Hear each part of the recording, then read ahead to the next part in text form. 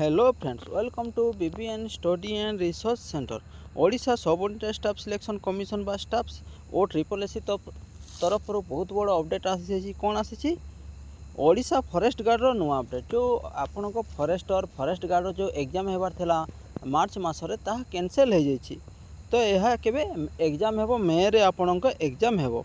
तो यह ओ triple SC रो official website यह छड़ा हो जाइए। जो मैंने चाहूले कि यही मसरे एग्जाम हेबो कि भावुले तो यह कैंसिल हो जाइए। निश्चित आपण पाखे 2 मास समय अच्छी जहाँद्वारा कि आउ टे पढ़ापढ़ी करूँ और जो पिला माने आपण को इलेक्शन अच्छी इलेक्शन को एत ध्यान न दे आपण निश्चय पढ़ापढ़ी करूँ जहाँद्वारा कि आपण ओ ट्रिपल एससी रो जो फॉरेस्टर एंड फॉरेस्ट गार्ड निश्चय सक्सेस हेबे।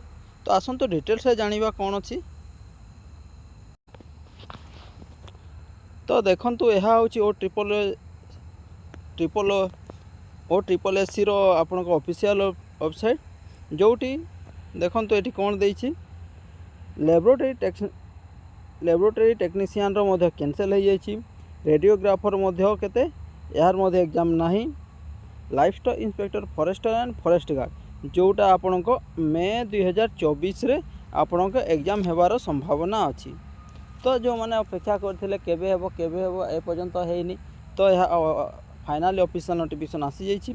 तो आपण इलेक्शन साधारण इलेक्शन को दृष्टि रखी ओ ट्रिपल एससी डिसाइड करछन्ती कि आपण के इलेक्शन सरला परे ही आपण को एग्जाम हेबो।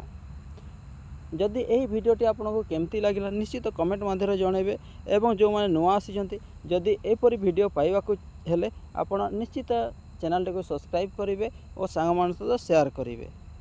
Thank you.